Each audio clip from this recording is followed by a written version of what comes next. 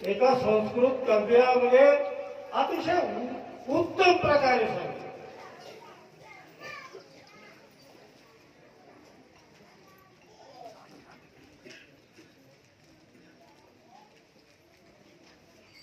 तो कवी आम्हाला आमच्या जीवनाची दिशा सांगतो, ज्या दिशेने गेल्यानंतर आमचं जीवन खऱ्या अर्थानं सुखी होईल.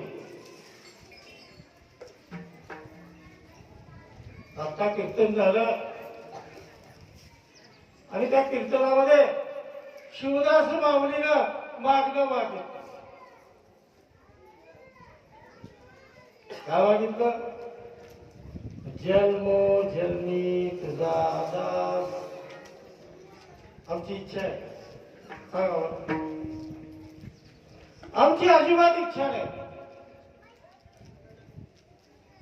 अहो नुसतं इच्छा सोडा, जर सत्याचे पत्रक छापून आले आणि त्या सत्याच्या मुख्य लोकांनी कार्यकर्त्याला सांगितलं हे जे 25 पत्रक खरं घे चिटकव, मी त्या चिटकीत फिरायचा कार्यकर्ता होतो. ही वास्तविक सत्यता आहे. पण जीवनाचे खरं अंग त्या कवीच्या त्या कवितेमध्ये आम्हाला दिसत.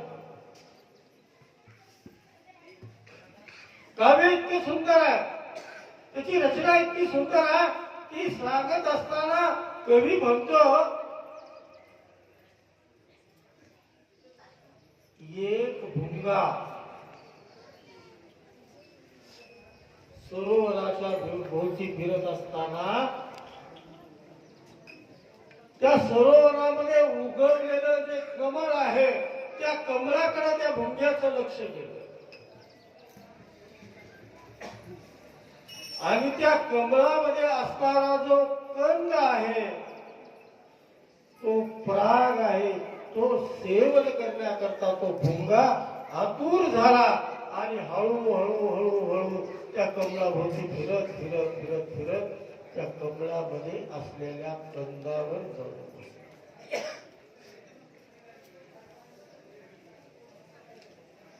कंदावर बसला. वेळ होती 5 वाजताची. वेळ किती वाजताची होती? 5 वाजलेले होते. कमळावर जाऊन बसला. बसल्यानंतर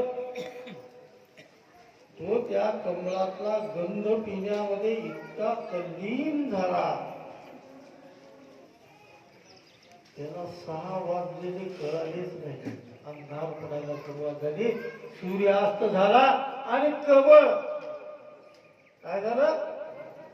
बंद होतं का नाही? सूर्यास्तानंतर कमळ आपोआप कमळाचं फुल बंद होतं. कमळ बंद झाला. बंद झाल्याबरोबर इकडे तुझं पाहत होतं का अंधार पडलेला, घाबरला मध्ये. मी काय सांगत आहे? मी तुमचं जीवन सांगत आणि संताचा मार्ग.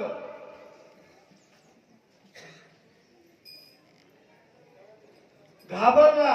घाबरल्यानंतर मध्ये असणारा अतिशय मधुर अशा प्रकारचा गंध घ्यायचा विसरून गेला. गंध घ्यायचा त्याची चिंता वाढली. कशाची? की हे कमळाचं फूल कधी उगवेल आणि मी कधी बाहेर पडेल. म्हणायला सुरुवात केली, रात्री भविष्यती सुप्रभात. रात्र जाईल, उद्या सकाळी दिवस उगवेल. दिवस उघडल्यानंतर कमळाचं फूल आपोआप उघडेल. उघडल्यानंतर मी माझ्या घरी परत जाऊ शकेल. मध्ये विचार करतच होता, मध्ये त्याचं चिंतन चालू होतं. पण ते चिंतन चालू असताना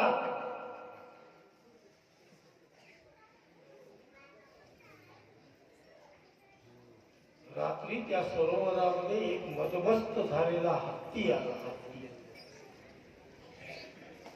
आता हत्ती तळ्यामध्ये उडी मारल्यानंतर काय होतं? तिथं असलेल्या पाणी वेली सगळ्या अस्ताव्यस्त केल्या. पाणी पिलं, आंघोळ केली आणि चलत चलत सोड मारली. कशावर? कशावर? फुलावर. फुलाचं देठ तुटलं आणि ते मध्ये उलट झालं. ते फुल पाण्यामध्ये.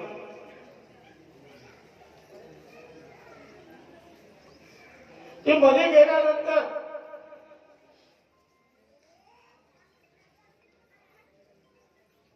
हा मध्येच अडकलेला होता. तसाच मध्ये तो चिंतन करत होता की दिवस उजवेल, दिवस उघडल्यानंतर मी बाहेर पडेल, मग मी माझ्या घरी येईल. दिवस उजळला, दिवस उजळला, दिवस मावळला, दिवस उजळला, दिवस मावळला, पण तो भुंगा 2-3 दिवस मध्ये तडफडत राहिला. विचार करू लागला की दिवस कसा गेला.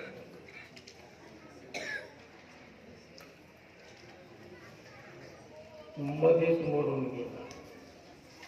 हे तुमचं आमचं जीवन.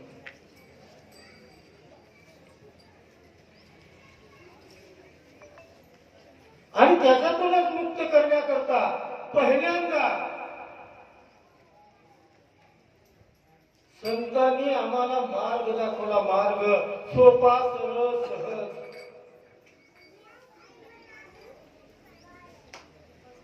सेवेचा मार्ग.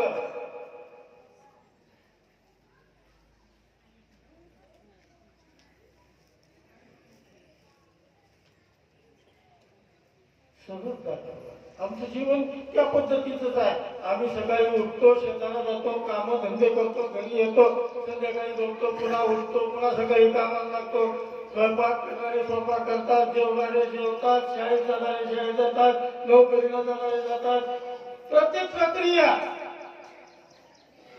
त्या प्रक्रियेमध्ये सातत्य सातत्य सातत्य आमच्या प्रक्रिया.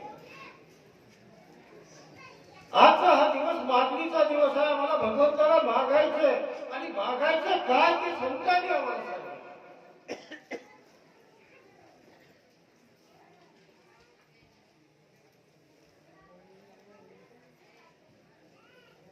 आणि ते मागण्याकरता काय करावं लागतं ते सुद्धा संतांनी. हे कमळाचं फूल ज्याच्यामध्ये आम्ही संसार रूपी घडलं, चाकत चाकत चाकत लहान होतो, मोठे झालो. मोठे झाल्यानंतर नोकरीचा शोध केला, नोकरी लागली.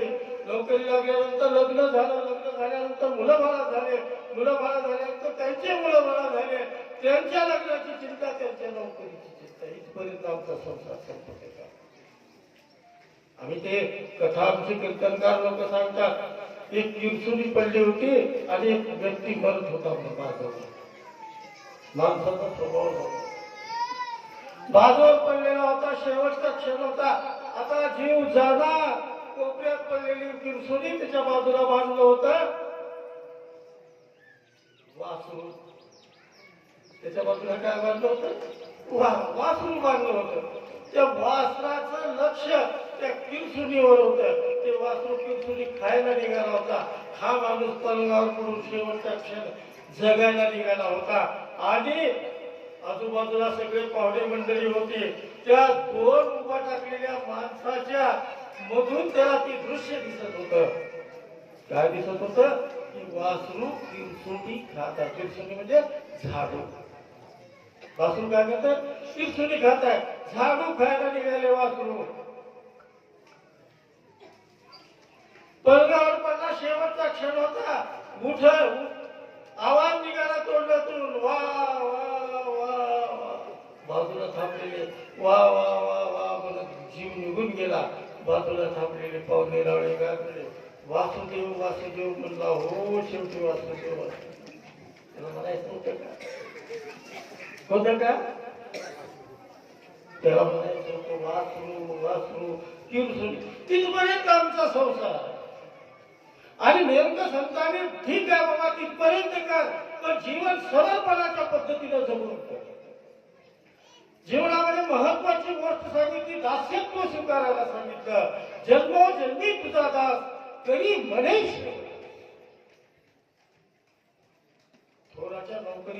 काय महत्व राहते सांगू का तुम्हाला? दास्यत्व कुणाचं करावं, कुणाची सेवा करावं, कुणाच्या समोर समर्पित व्हावं. एक प्रसंग सांगतो माझ्या जीवनातला.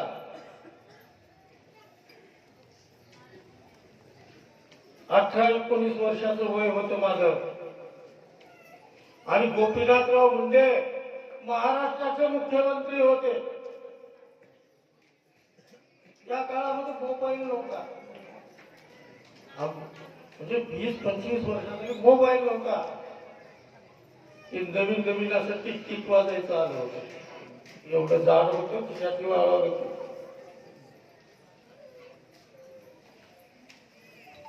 महत्व काय त्या सेवेचं. आणि गोपीनाथराव मुंडे ज्या वेळेलाही काही त्यांना अडचण असायची त्यावेळेला ते आवर्जून राष्ट्रसंत माऊलीला फोन करायचे. त्यावेळेला लँडलाईन फोन होते, एक वर मठामध्ये होता आणि एक आमच्या बैठकीमध्ये होता. तोच फोन कनेक्शन तो. आपा नसले की आमच्या घरातला माणूस किती फोन उचलायचा, सांगायचा आपा आहेत नाही, कुठे गेले काय, सगळी खबर सांगायचा. आणि काही महत्वाचा फोन असला तर आप्पाला जाऊन आल्यानंतर निरोप द्यायचा.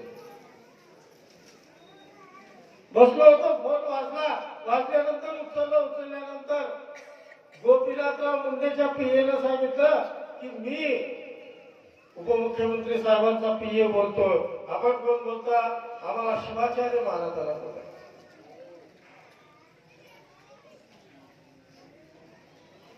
सेवेचं फळ सांगतो, कलियुगातल्या सेवेचं फळ.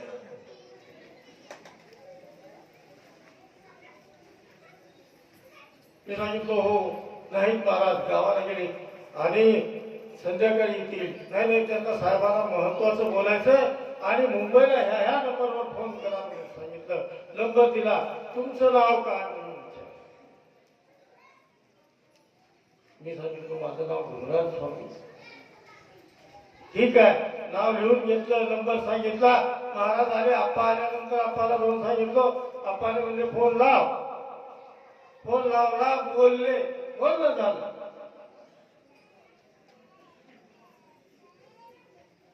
मेन ते BSNLचा ते मोठा टप्पू फोन होता नवीन आलेला, ती घेतला होता. दुसऱ्या वेळेला मी काय करून ते नंबर त्याला दिला. कोणाला? त्याच्या पीएला सांगितलं काय अडचण असली, आमच्या घरी कोणी नसलं तर ह्या नंबरला फोन करा. ज्याही वेळेला काम पडायचं त्यावेळेला त्या नंबरवर फोन यायचा. इतका ओळख झाली की गोपीनाथराव बोलत असताना हा गुरुराज कुठं आहोत तुम्ही, आम्हाला आप्पाला बोलायचं. वर्ष संपले, 5 वर्ष संपल्यानंतर अहमदपूरच्या थोडगा रोडला सभा चालू होती. सभा सांगतो किती महत्व आहे. आणि त्या सभेला ते आले होते. आल्यानंतर आता मोठा नेता आला म्हणजे नवीन आता पोरं सुरू जाऊन फोटो काढतात की नाही. आम्हालाही वाटलं होतं फोटो काढावं. वर चाललो होतो, माणसाला पोलिसांना अडवलं जायचं नाही म्हणजे मी त्याला सांगितलं ते अमुक नावाचे पी आहे त्यांना सांगा गुरुराज स्वामी.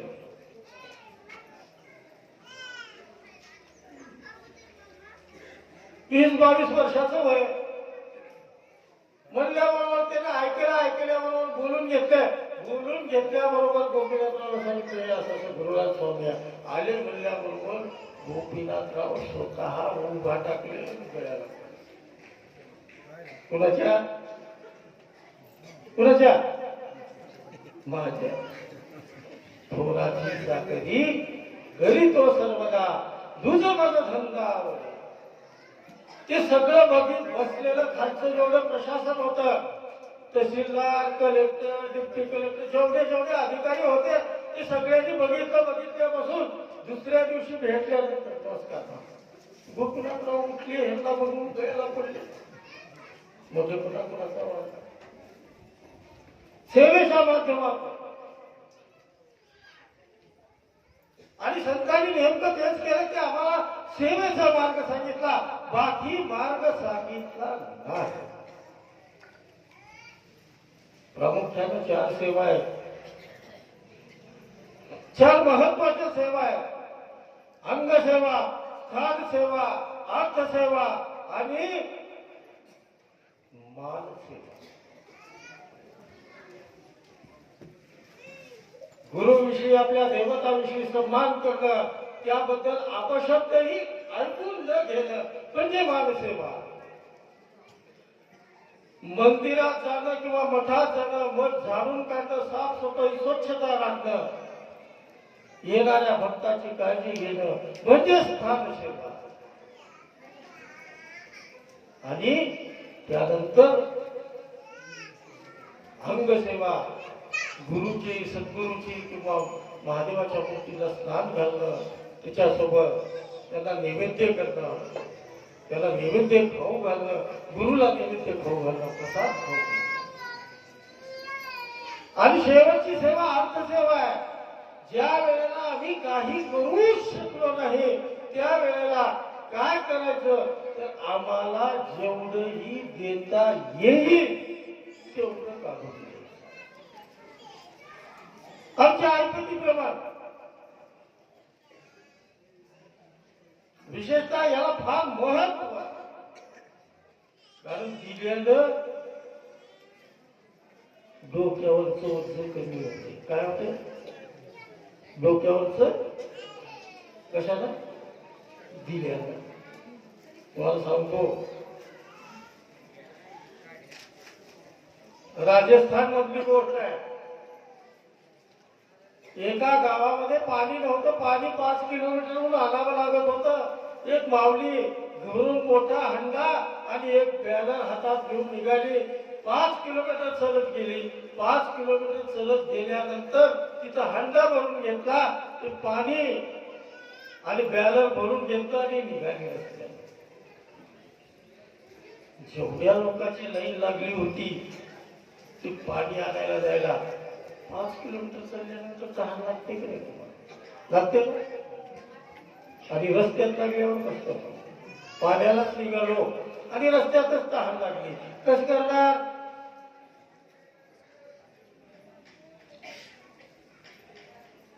हंडा भरलेला होता. कोणी म्हणलं माऊली तहान लागल्या, पाणी देता का? उचलायचा हंडा आणि त्याला वजन पुडी करायला लावायची, प्यायला द्यायची, पुडी चालायची.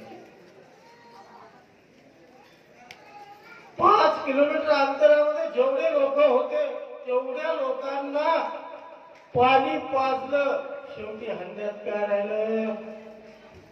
काय राहिलं? हे राहिलं कशाला? राहिलं नाही. लेकराला पोराला बघितलं म्हणजे आई मेलीस, तुला कळतच नाही. गेलीस 5 किलोमीटर आणि येताना हंडा रिकामा करून राहिली. बरं झालं बॅनर मध्ये म्हणजे 5 लिटरचं पॅड होतं, त्या पॅड मध्ये पाणी होतं, तेवढं कराय तेवढं प्यायला गेलं. त्यावेळेला त्या आईनं लेकराला केलेला उपदेश खऱ्या अर्थानं आमचं जीवन सार्थक करून देणार. डोक्यावरचं वजन कमी करायचं असेल तर अगोदर द्यायला शिकावं. कशासाठी सांगितली गोष्ट? दगडासाठी सांगितली. तुमच्या इथे दगड आहेत की नाही? बोलायचं ते थोडेसे लोक पालकऱ्यांना दगड कुठे तुमच्या इथे